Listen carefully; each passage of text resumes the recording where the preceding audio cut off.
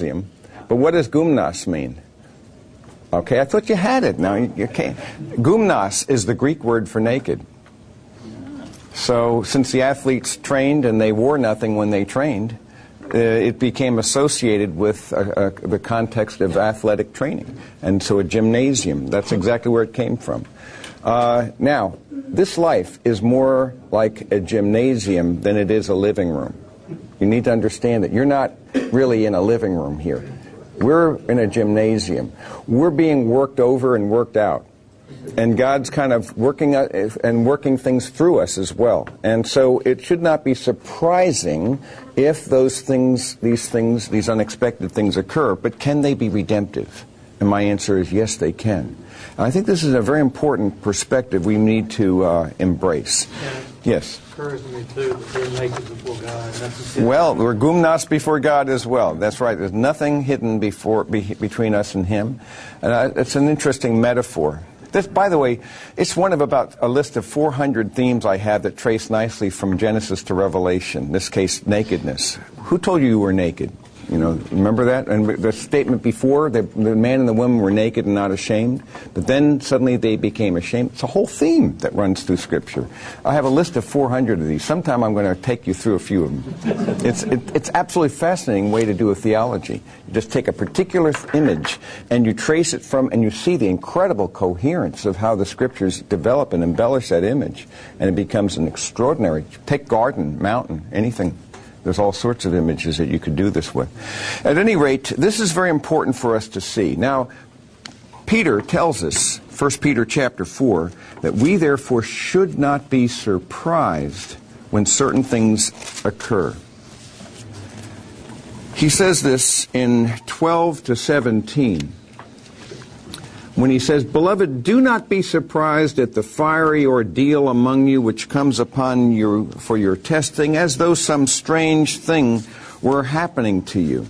But to the degree to which you share the sufferings of Christ, keep on rejoicing, so that also at the revelation of His glory you may rejoice with exultation." Notice he's looking beyond the cross to the crown. If you are reviled for the name of Christ, you're blessed, because the Spirit of glory and of God rests on you. Then he goes on to say, make sure that none of you suffers as a murderer or a thief or evildoer or a troublesome meddler. In other words, don't bring your suffering upon yourself, you see. Life's tough enough without you having to add to it. But he says, but if anyone suffers as a Christian, he is not to be ashamed, but is to glorify God in this name. For it is time for judgment to begin with the household of God. If it begins with us first, what will be the outcome for those who do not obey the gospel of God? Now, this image of judgment is one of purification, and He's purifying us in this life and preparing us for the character that He intends for us to manifest in eternity. That is to say, to be conformed to the image of Christ, but in a way that no one else can quite do. You're unique. You're utterly unique in all the world. No one else has your DNA, and no one else has your exact temperament and personality. You can't reduce us down just to a quadrant of 4. We're much more complex and nuanced than that. And in my view, that you are called in this world for a purpose, and you're God's workmanship, and you're called to display good works through the prism of your personality, such that you can manifest the glory of Christ in a way no one else can, and in a sphere of influence that no one else has. And I think that's a wonderful idea, that you are unique and you are treasured by God, and you have a clear purpose that no one else can quite fulfill. And I think that's an image of heaven as well, because in the fellowship of the saints in heaven, you'll never see two people precisely manifesting the same way the glory of Christ. Each of us will, but in a unique, nuanced way. And so the combinations are going to be boundless, virtually, when you stop and think about it. A group of 10 here, a group of 3 there. The synergy between the 3 of them or the 10 of them will be such that will also be a unique representation. And so it goes. The permutations are virtually boundless. And so we see then that you can never say with some kind of clarity, oh, I see what's happening to you. You're being tried. This is what's happening. God's doing this for you. You can't tell a person that. Any more than you can tell a person that it's because of something you've done, whether good or bad or something like that. You just don't know. There's too many things the abnormality of death and the cause and effect of history, the actions of human beings directly and indirectly on our lives, all kinds of things. And we're also invaded by spiritual warfare. All those things make life too complex for us to really know with clarity. But it's important for us to see that we must not get simplistic and get stuck on one note. There's this awful song that came out many years ago, Poor Johnny, One Note. Remember that? And it even has one note that it keeps going back to, and it's dull and boring in that respect. But there are a lot of people whose counsel is one note. And one note can be great within the context of the greater symphony, but by itself, over and over and over again, is like dripping water. And so you need to have something more. And the Scriptures give us that something more. Now, I want to suggest that I want to see if there are any questions on that, because I want to move on to a new topic within this topic. And it's going to be, what about people whose circumstances, they pray, but their circumstances just don't change, unchanging circumstances. And then secondly, the second kind of people, those who have victory over things that God does change. He does deliver them. And you have both kinds in Scripture. And Hebrews 11 lists both kinds. So what are we to do with that? So before we go to that, I want to see if there's any clarification that's necessary for anything I've said. Okay? So there are two kinds of people that can be won by the victory that can be won by the people of God.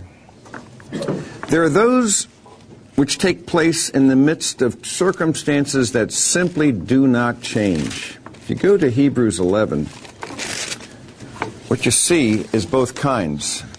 The first group that you have in Hebrews 11 is those where God does change them. But I'm thinking about near the end. And we jump down to people after this list in verse 33. They conquered kingdoms, performed acts of righteousness, obtained promises, shut the mouths of lions. In other words, they overcame in all these cases, all the way down. Quenched the power of fire, escaped the edge of the sword, from weakness were made strong, became mighty in war, put foreign armies to flight. Women received back their dead by resurrection. And all of a sudden, right in the middle of verse 35, there's a switch. Up until verse 35a, all the people in Hebrews 11 were a people who conquered, who actually trusted God and were victorious, and their circumstances did change. God actually delivered them, as you just saw from this partial list here. All of a sudden, right away, it suddenly says others were tortured, not accepting their release, so that they might obtain a better resurrection. Others experienced mockings and scourgings, yes, also chains and imprisonment. They were stoned, they were sawn in two, they were tempted, they were put to death with the sword, they went about in sheepskins and goatskins, being destitute, afflicted, ill-treated, men of whom the world was not worthy, wandering in deserts and mountains and caves and holes in the ground. And all these, that includes those whose circumstances did change and those who didn't, gained approval through their faith and did not receive what was promised, because God had promised something better for us, so that apart from us, they would not become perfect, so that the new covenant promises will fulfill all that this would involve. So here we see then a people, and all of a sudden we switch to a group of people who clearly must have prayed and so forth, but God did not deliver them. Now, you have an interesting example of this with Daniel's three friends in Daniel chapter 2. What are their names? You all know them from Sunday school. Shadrach?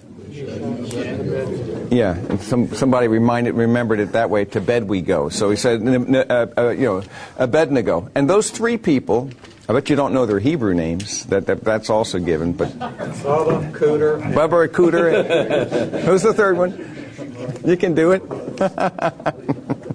You're bad. Cooter. What a stupid name. Oh, gosh. At any rate, I lost my chain of thought after that. Where was I? I was looking at the three friends of Daniel. Remember they said to the king, Nebuchadnezzar, that our God's able to deliver us from this fire. But then what do they say? And this is